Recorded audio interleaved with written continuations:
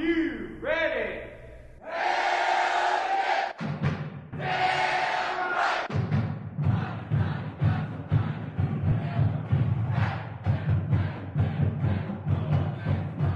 They are not done yet. Welcome into our Charter Road Hospitality Studios here at the Hampton Inn in Oxford. This is Hotty Toddy Hotline.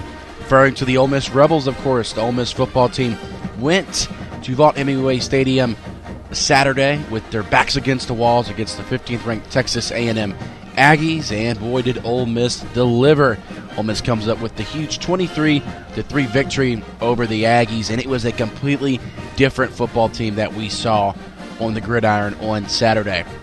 On this week's Hotty Toddy Hotline, we're going to break down what went right against Texas A&M, and also number 78, Laramie Tunsil, was back for the Ole Miss Rebels. We'll talk about his impact and much more leading into the Auburn game, which will be on Halloween this Saturday at 11 a.m. We're going to be joined by Michael Snowden of CRM Sports. Michael will join us to talk some Ole Miss football, and we're going to figure out if Ole Miss, if they can really get back on track. You know, they control their own destiny to win the SEC West. They've got to win out the next 4 games. It's going to be quite the challenge, but we'll see if they are up for the task. And also, we'll have a little volleyball, we'll have a little soccer, and we'll talk a little basketball on this week's show. Stay tuned for Hotty Toddy Hotline.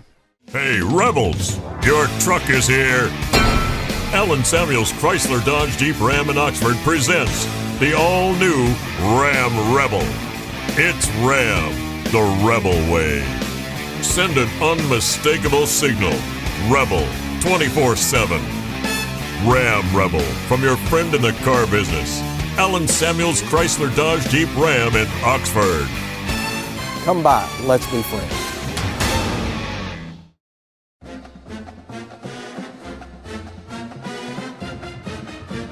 And welcome back to Hotty Toddy Hotline. I'm Browning Stubbs, glad to be with you guys this week. We are at the Hampton Inn in Oxford on Jackson Avenue. There's a lot of great hotels, hopefully available for any weekend that you would like to come. So come see the Hampton Inn in Jackson, right by the Huddle House. So you can always get a breakfast there. But they do have a continental free breakfast here. It's really good. They have from cereal, yogurt, free coffee. It is really awesome. You don't want to miss out on that. That's located at 110 Heritage Drive. Call them 662-232-2442. All right, let's get into the game. Ole Miss and Texas A&M.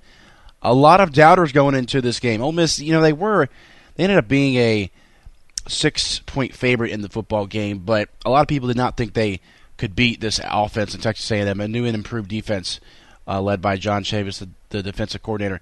But Ole Miss, they came into this football game with a new player on the field, Laramie Tunsil. I guess you call him new because he had not played this season.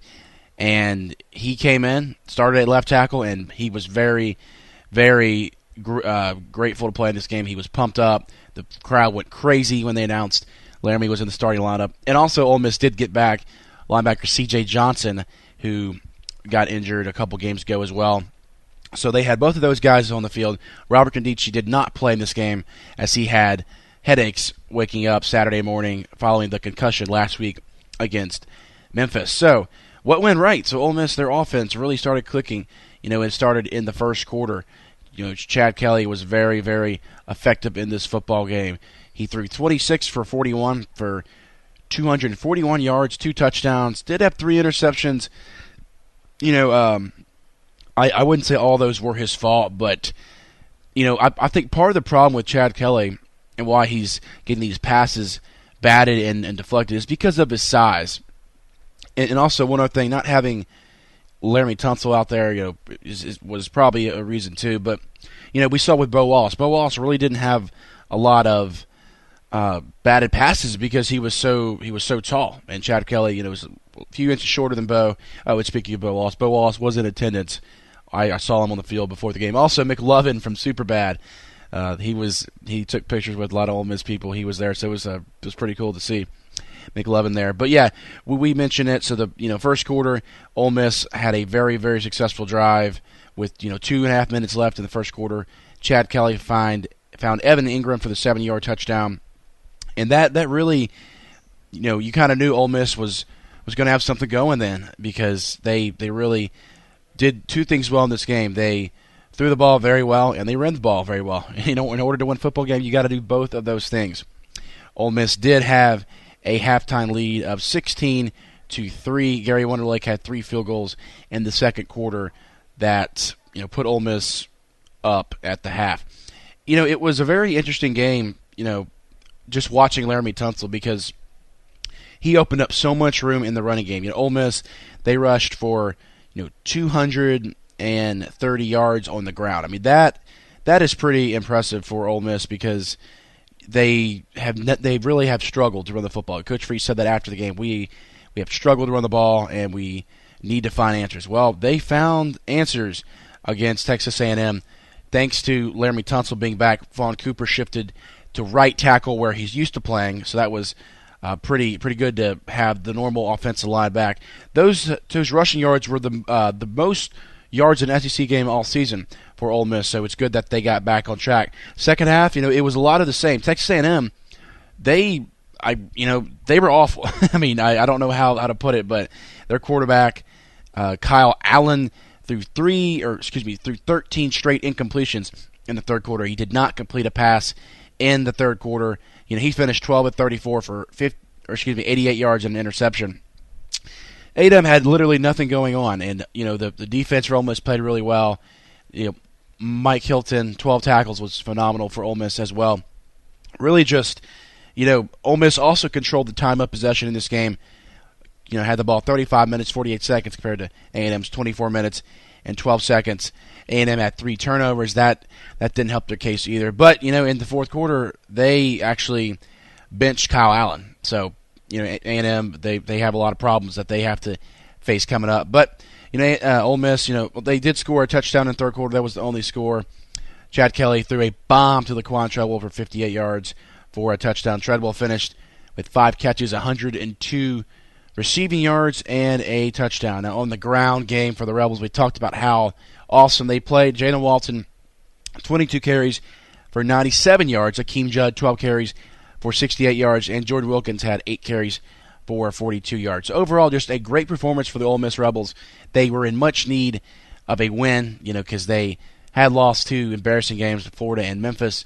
So it's good that Ole Miss got back on track. With the win, Ole Miss did move up in the AP Top 25 poll. They moved up to number 19 in the AP poll and moved up to number 21 in the USA Today Coaches poll.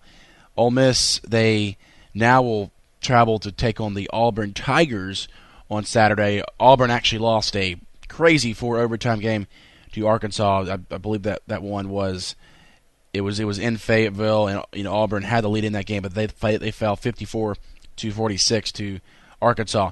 So it's really good. Ole Miss got back on track in this game. A lot of things went right. Laramie Tunsil was phenomenal for Ole Miss. Did not speak to the media after the game. Ole Miss Athletics, I guess they're just trying to let him play a couple games before he goes public talking to the media. But we will hopefully get to talk to Laramie later in the season to kind of see how he's feeling. He only played about, I guess, 60% of his normal reps. Those reps will go up as the season goes on, according to head coach Hugh Freeze. But nonetheless, good to see him back out on the field. Did take a lot of breaks here and there, like I just said, but it's good to have him on the field, and he was really the boost that Ole Miss needed in that game. Coming up next on Hotty Toddy Hotline, we're going to be joined by Michael Snowden of CRM Sports. Michael is going to talk about what went right against Texas A&M, and then we're going to look ahead to the Auburn Tigers. That's coming up this Halloween. Stay tuned. Michael Snowden joins us on the other side of the break on Hotty Toddy Hotline.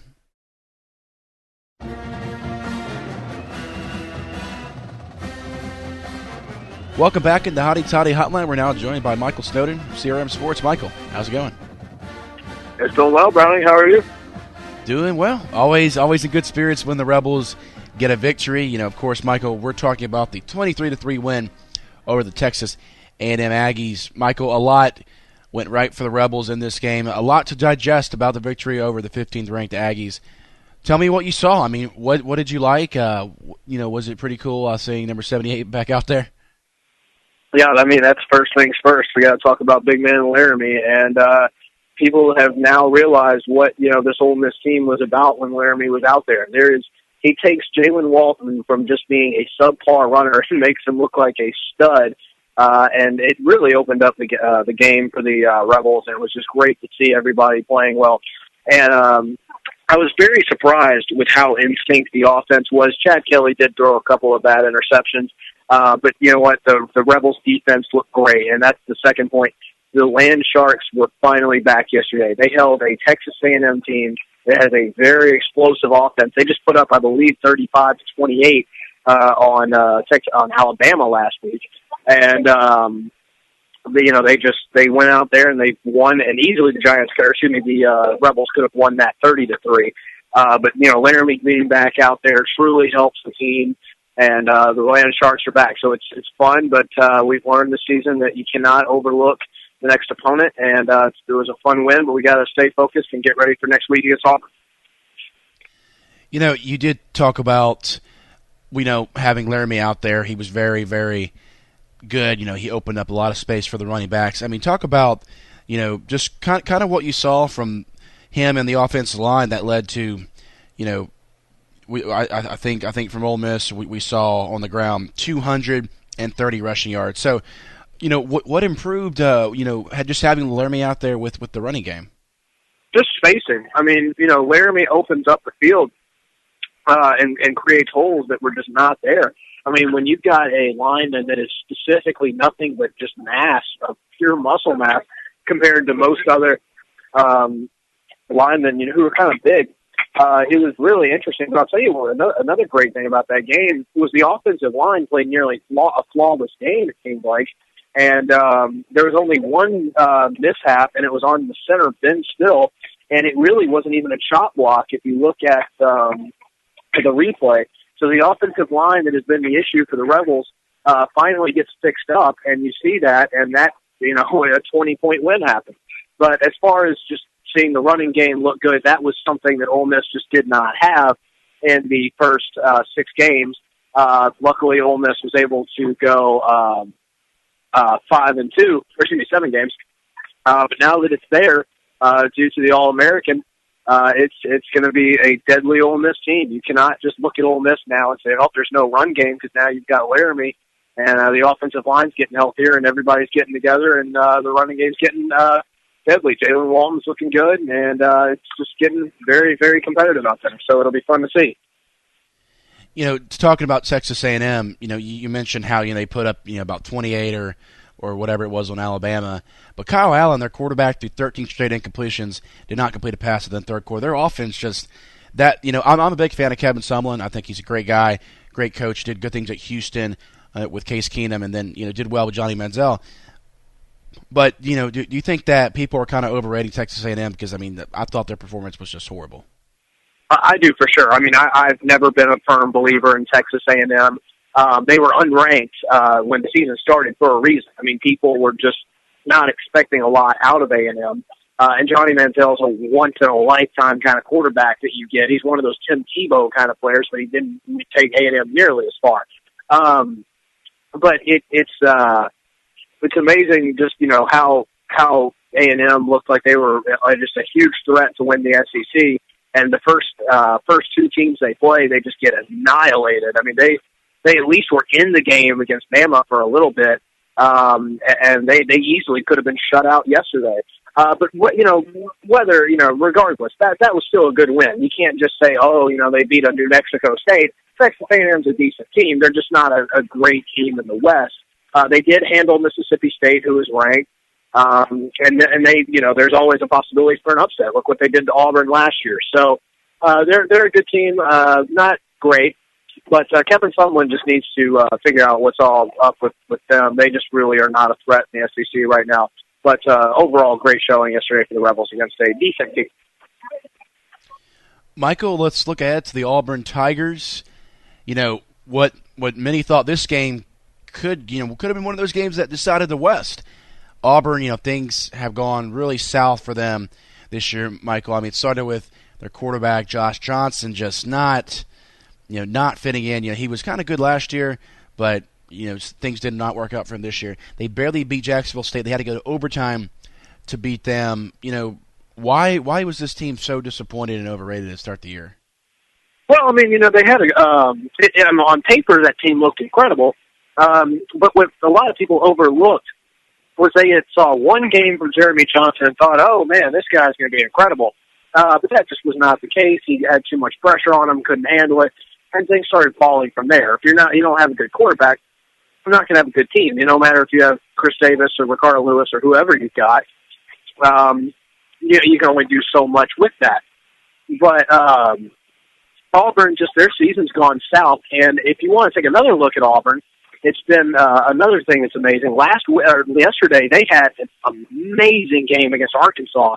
And Arkansas is having a down year too. But sticking with Auburn, Auburn had two prime chances to win that game, and they just did not do it. And Auburn yesterday lost in not one, not two, not three, but quadruple overtime in Fayetteville, 54-46. And if you're an Ole Miss fan, that's a very good thing because now Auburn, they have no momentum coming into this game. The only thing they really have in the way of their season now is, well, you know what, let's see if we can maybe make a bowl game. And if you look at their schedule, that's going to be very tough to do. There is a very real chance that the Auburn Tigers go 0-7 or 0-6 in the SEC West after that loss to Arkansas. That was their chance. But this team, they've still got weapons. They're deadly in the pass game if Sean White is having an okay game. But Ole Miss, if they play like they did yesterday, they should be able to go out and beat Auburn. And Laquan Treadwell is going to want this game more than anybody on this team. Auburn, they didn't do it intentionally, but the Rebels were a good half yard away from being 8-1. And let's say Treadwell had never gotten hurt, Rebels would have been 8-1, maybe number 2 in the college football playoff poll. Maybe they wouldn't have lost all that momentum heading into that game, and the Rebels maybe could have even finished 11-1. But you got to look back at what could have been. You got to go with the plan now. And if the Rebels can get this win, it'll be good for them, and they can keep on moving on to the ultimate goal.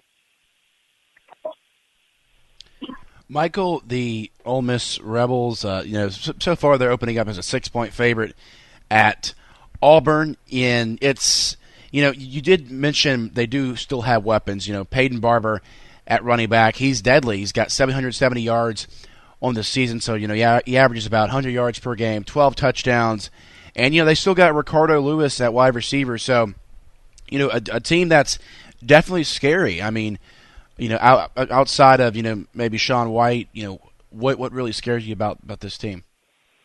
I mean, you said it already earlier. Peyton Barber. I watched Auburn and Kentucky. Now, granted, Kentucky's not the greatest team, but Peyton Barber is good. If he gets a small hole, just a small hole, Peyton Barber is gone, and he is a deadly force in the run game. And if the Rebels want to handle Auburn, they've got to start with Peyton Barber. I think the Ole Miss defense, I think this is a game they should do pretty well in if everyone's healthy. If we get Robert and Tony Connor back by next week, even just Robert, that'll help. But everything's going to be looking pretty good for this game. But again, Auburn does have weapons, and in the SEC West, no team is a pushover. It doesn't matter if you're Auburn or if you're Alabama. This year, you got to go game by game. You just got to get ready. And the Rebels are, everything else doesn't matter. Just keep on this track. You control your own destiny, and they certainly do not want Auburn to ruin that again last year. And I believe they are going to go in this game with a sense of pride and anger, and I believe they are going to just really let Auburn have it this weekend. But it remains to be seen. They got to be focused. Absolutely, Michael, and before the season, I'm a realist. I picked Ole Miss to go 10-2. I had them losing to Alabama and LSU. Ole Miss, they will be favored to beat Auburn, like we said, and probably Arkansas. So then, you know what? You got 4 games left. They might be the favorite in every game. Maybe not LSU, but it's a 4-game season for this team now to win the SEC West. I mean. A lot of people, like myself, thought that just having Laramie back could reunite this team and hopefully bring them together to win the West. They'll have to get Kimdichie back and Tony Connor, but 4 games left. It's a 4-game season. What do they need to do on both sides of the ball to fix in order for them to win all these games? Well, you said it right. I mean, it's a 4-game season at this point. You got to go into these games with a winning mindset, but you don't want to pushover mindset. I feel like that could have been what happened against Memphis. They came out strong, and then they just crumbled, and Memphis wanted the game so badly they took it over. But it's a game-by-game process. You work hard, you get ready, you try to take care of business in Auburn. If you can do that, you come home, you get an Arkansas team that has both of their star running backs injured, which is just truly sad for Arkansas. But, it's a game of injuries. We saw that last year, and let's just say Ole Miss gets both of those. You're going into a bye week, and you're going to be taking on what is probably one of the greatest running backs in the history of college football. People making comparisons to Herschel Walker and Leonard Fournette. And if the Rebels, that's going to be the game right there. I mean, that's where it's going to start. LSU, they were the first team that ended the season for Ole Miss last year, and I believe that Ole Miss is going to go into that game with a huge chip on their shoulder, and that is the game of the season. But every game is the game of the season. But if you can get past these two, LSU at home, that's going to be a big one in Oxford.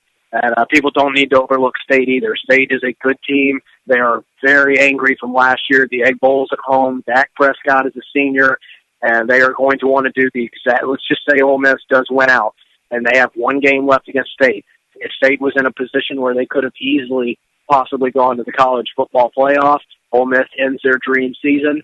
State is going to be wanting to do the same thing. So we're going to have to see what happens, but it's going to be a fun ride. And hopefully the Rebels can hang on and do what this 2013 class dream was to do and get an SEC championship with a rematch against Florida. Yeah, I think you're right. This recruiting class, not winning the West, that, in my opinion, that would be a disappointment. I mean, would you agree with that as well? Yeah.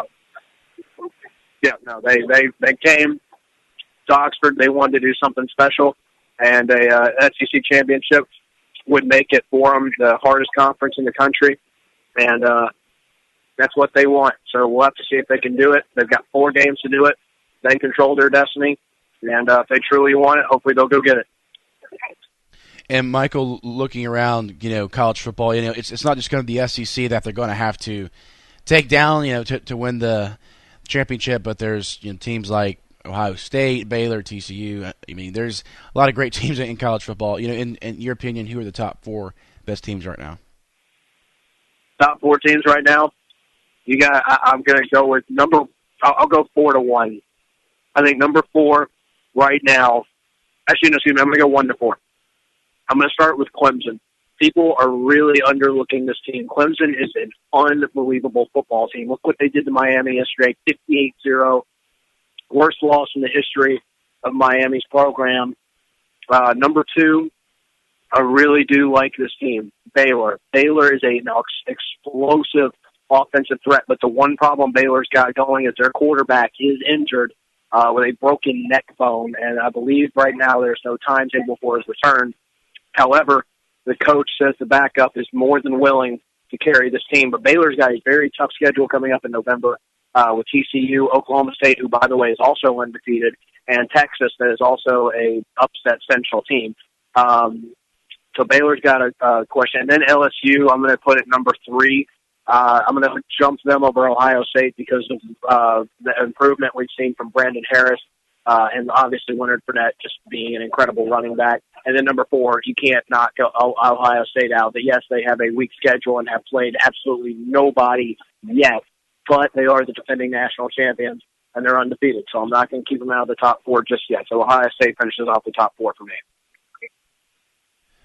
Good stuff from Michael Snowden. You can follow him on Twitter at MVSupportGrizz. Michael, thanks for coming on, man. Thank you, buddy. Have a good one. That's Michael Snowden of CRM Sports, and when we come back, we're going to talk a little bit more Ole Miss football, and we got much more sports coming up on Hotty Toddy Hotline. Because you want more flavor, at Nuke's we marinate and grill to perfection. Because you want the latest culinary tastes and trends, we never rest. At Nuke's, great food drives us. So we are meticulous in our preparation, obsessed with the quality of our ingredients, and uncompromising about serving you our very best. We believe that sharing a memorable meal is one of life's ultimate pleasures. Join us at Nuke's Eatery.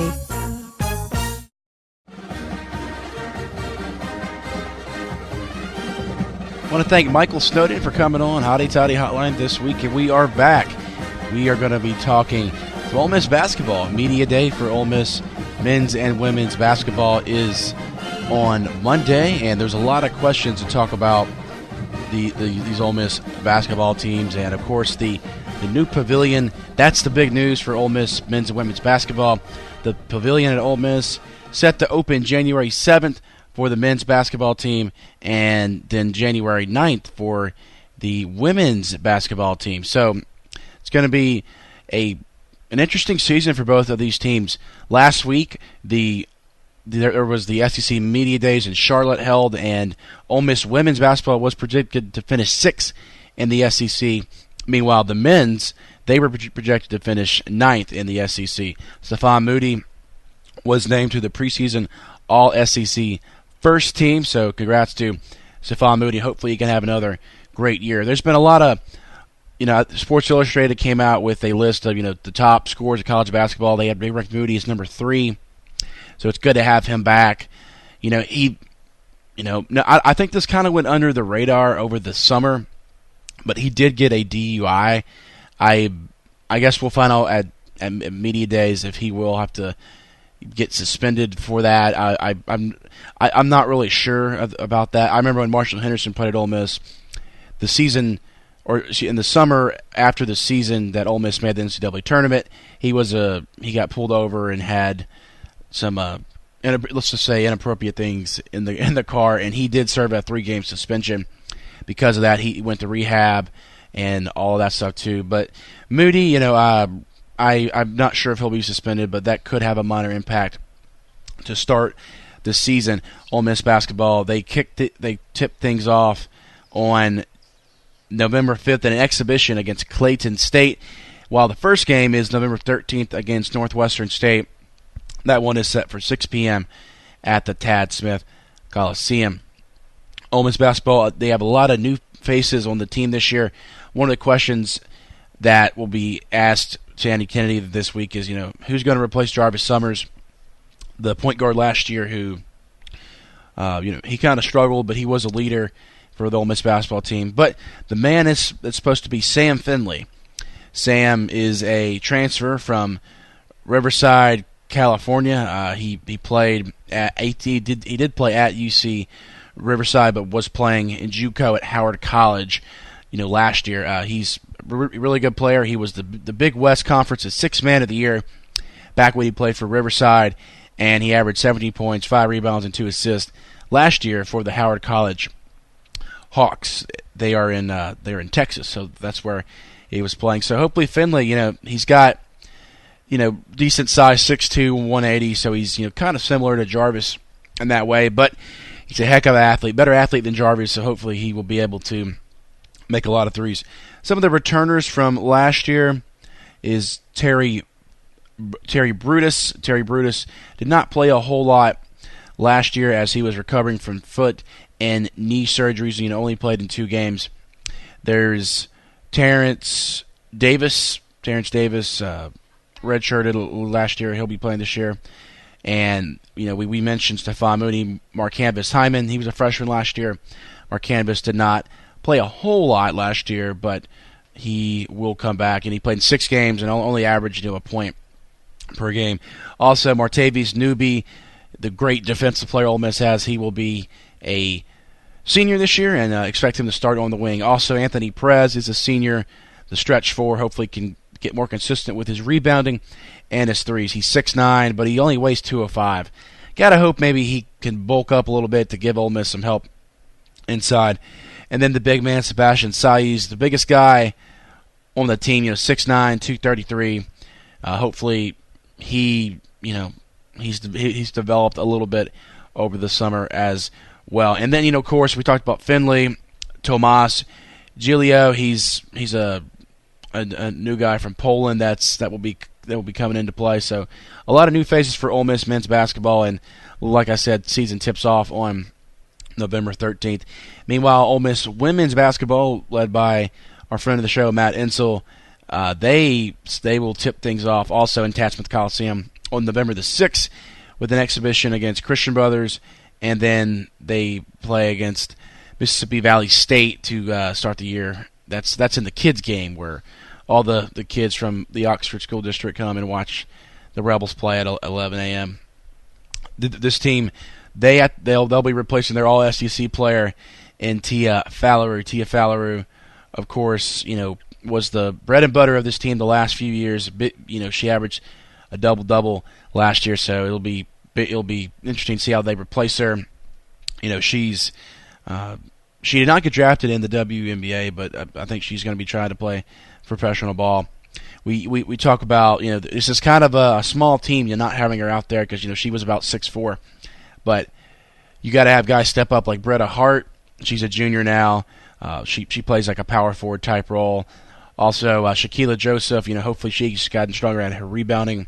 She's from London, England. She's a junior. Really good three-point shooter, Shaquila is, but hopefully she can step up and make some plays down low.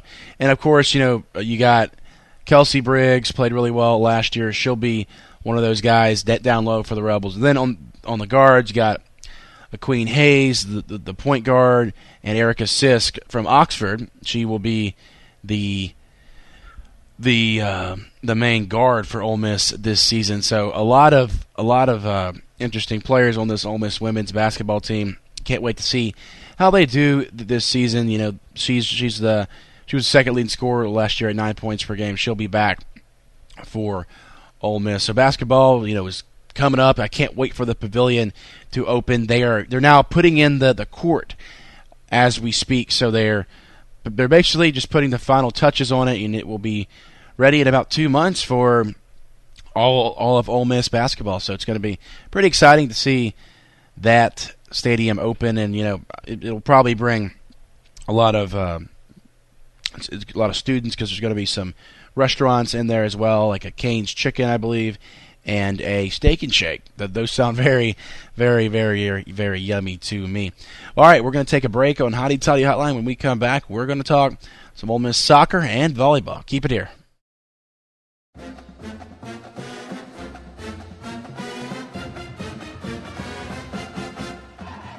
Welcome back into Hotty Toddy Hotline. We want to thank Charter Road Hospitality for their continuous support of CRM Sports and Hotty Toddy Hotline. It's great to have them by our side. We're at the beautiful Hampton Inn in Oxford by Jackson Avenue. By the Huddle House. 110 Heritage Drive is where we are. Beautiful rooms here for you to come and stay. There's going to be some Ole Miss basketball coming up, so if you're coming in town, make sure you call them, and they will be at your assistance. Also, the Holiday Inn Express, literally across the street here is another Charter Road Hospitality property to check out. They're at 112 Heritage Drive. Their number is 662-236-2500. And, of course, we can't forget Town Place Suites over at the Oxford Conference Center. Their number is 662-238-3522. And also there is the other Hampton Inn in Oxford by the Conference Center, and they're located at 103 Ed Perry Boulevard. Make sure you call them as well for any of your reservations. That's Charter Road Hospitality. We love them, and we want to thank them for their support. Ole Miss volleyball, they're kind of struggling this year. We were hoping that this weekend they could potentially get both games at home against two very good opponents. Ole Miss does get the victory on Friday against the Tennessee Volunteers, and Nikita Clare sets total blocks, the total blocks school record. It was a good game. Ole Miss won in 4 sets. It was a much-needed win because Ole Miss, they had been struggling in conference play. I mentioned Nikita Clare. She broke the school record for total blocks, which is now at 388. So it was a very impressive win for the Ole Miss Rebels. But then Sunday, they did take on the Kentucky Wildcats, and they were ranked number 21 in the country. Unfortunately, Ole Miss did lose that in 3 sets. They lost the first set 20-25, second one 18-25, and the third one 23-25. Ole Miss, they They did have the lead in the last set, 23-21, but unfortunately Kentucky went on a 4-point run to seal the win for the Wildcats. It was unfortunately now the Ole Miss, they are now 0-5 on the season when they hit below 200, and they did in this game that they finished at 117. Sophomore Lexi Thompson posted double-digit kills for the fifth straight match, finishing with 10 kills. Then Nakia Clare had 3 blocks total, including 2 block assists to bring her closer to the school record at 302. She only needs 2 more to break that record. So Ole Miss volleyball, they are back in action this week as they will take on the Georgia Bulldogs on Wednesday, October 28th. That one in Athens, and then on Sunday they go to Columbia, South Carolina to take on the Gamecocks. That one's at 12 o'clock. Ole Miss soccer, the Ole Miss soccer team, very, very good on the season. They're doing, I guess you could say, along with the Ole Miss rifle team, Ole Miss soccer is the highest ranked team on campus. Ole Miss, they will close out the season on Thursday as they will take on Vanderbilt. That's going to be big game for the Ole Miss Rebels. Seeding is going to be a huge factor this week for the SEC tournament. So Ole Miss needs to close out the season with a victory to make sure that they will be one of the top seeds in the SEC tournament. Ole Miss did beat the Tennessee Volunteers on Friday 2-0. Ole Miss, they set records for their third straight shutout, and that increased the win streak to 4 games. It was a really impressive win for Ole Miss. Jessica Hiskey scored her second goal of the season, who won co-SEC Player of the Week last week. And also, Cece Kaiser, the freshman, scored her team-leading 12th goal of the season. So congrats to the Rebels as they are rolling this season. Ole Miss got another huge win, and it's been quite the surprise that this young team is doing good. They're 12-3-2 overall, and it's going to be a fun stretch to see. Hopefully they'll be in the NCAA tournament, and we will make sure we follow them and give you guys coverage of the Rebels. Well, that wraps up our Ole Miss soccer and volleyball discussion on Hotty Toddy Hotline, and we are going to come back and talk. We're going to do a look around the SEC and football, and then close out the show. Make sure you're following us on Twitter at Hotty Toddy Hotline, and like us on Facebook at Hotty Toddy Hotline for updates throughout the week. And we will be posting a lot. We're coming down to the stretch run in football. Of course, 4 more games left for the Ole Miss football team. Got a big one coming up against Auburn this week. Then you got to go at home and play Arkansas. You got the bye week to prepare for LSU.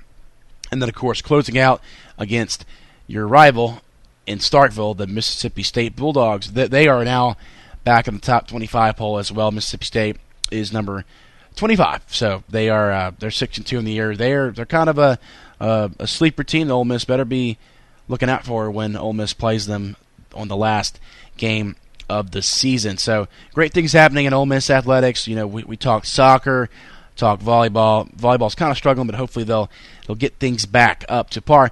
Well, like I said, we're going to go to break, and we're going to talk some SEC West and close out the show. We'll be right back on Hotty Toddy Hotline. Hey, Rebels, your truck is here. Allen Samuels Chrysler Dodge Jeep Ram in Oxford presents the all-new Ram Rebel.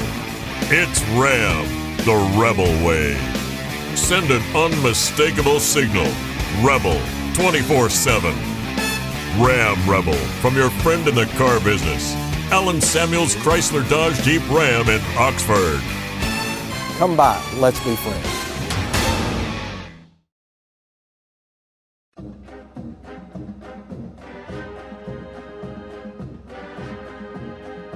Welcome back to Hotty Toddy Hotline. Browning Stubbs with you. We're going to talk the SEC West and what happened over the weekend, and we'll look forward to what's to come on Hotty Toddy Hotline as we want to tell you what's going to happen with the SEC. I don't know what's going to happen. A lot of great teams. I think in the West, I think you can safely say that this is now going to be or come down to a 3-team race between Alabama, LSU, and yours truly, the Ole Miss Rebels. Of course, we talked with Michael Snowden about Arkansas beating Auburn 54-46. That one went to 4 overtimes. That was a pretty crazy game, and it seems like Arkansas likes playing in those long overtime games. Of course, they went 7 overtimes with Ole Miss back years ago. I believe that was in the Cutcliffe era when that was. Alabama, they barely escaped Tennessee, getting the win 19-14. Tennessee did have a 14-13 lead with 2 minutes and 24 seconds left in the game until Derrick Henry, the running back for Alabama, scored a 14-yard touchdown to win the game. Vanderbilt gets their first SEC win of the season, and first SEC win in a long time since James Franklin was the coach. So congrats to Derek Mason, as he got his first SEC win in 12 tries. They win that one 10-3 over Missouri, who is really disappointing this year at 4-4. LSU gets another big performance out of Leonard Fournette, 150 yards rushing. The Tigers beat Western Kentucky 48-20. Of course, we talked about Ole Miss beating Texas A&M 23-3. Mississippi State beats Kentucky 42-16. The AP Top 25 poll had some shakeage as we saw LSU move up to number 4, and the poll Alabama moved one spot up to number 7. Meanwhile, Florida moves up to number 11, and Ole Miss they go to 19, and then Mississippi State, of course, they are at 25. Next week's a big week for SEC play. Of course, Ole Miss and Auburn will get things started early, 11 a.m. on Saturday, Halloween, and A&M plays South Carolina. Also at 11 a.m., Florida plays Georgia in the annual Rivalry Bowl there in Jacksonville. Arkansas gets a cupcake with Tennessee Martin. An interesting game. Houston takes on Vanderbilt. Houston's 18th ranked in the country. They're taking on Vanderbilt, who is 3-4 on the season, but they did just get their first SEC win, so that should be a good one in the Lone Star State. And then Kentucky plays Tennessee next Halloween night. That one's at 7 o'clock on ESPN. So that's going to be an interesting weekend for the SEC. Of course, next week is the week after that, that's when we get the big game with Alabama and LSU. So that's, really we're going to know about the SEC whenever Bama plays LSU. If you're an Ole Miss fan, you want Bama to. I guess you want Bama to win that game because that would give LSU a loss. So at least you'd be playing LSU with one loss. So it's going to be interesting to see that happens. But if LSU does beat Bama, then there's a couple scenarios because that would pretty much knock Bama out of contention for the West. Meanwhile, all you'd have to do is just beat LSU and then of course beat State, and then you will win the SEC West. So very interesting stretch run of the SEC. It's going to be quite the ride, and we'll have you covered here on Hotty Toddy Hotline. We want to thank Michael Snowden for coming on the show this week. Follow him on Twitter at MVSupportGrizz, and also make sure you like our Facebook and Twitter pages at Hotty Toddy Hotline. And that wraps up the show for this week. It was a pleasure being on with you guys. Tweet at us, and we'll answer all your questions. Well, for our executive producer, John Raw, I'm Browning Stubbs. You've been listening to Hotty Toddy Hotline, a production of CRM Sports on the Colonel Web Radio Network. We'll see you next week.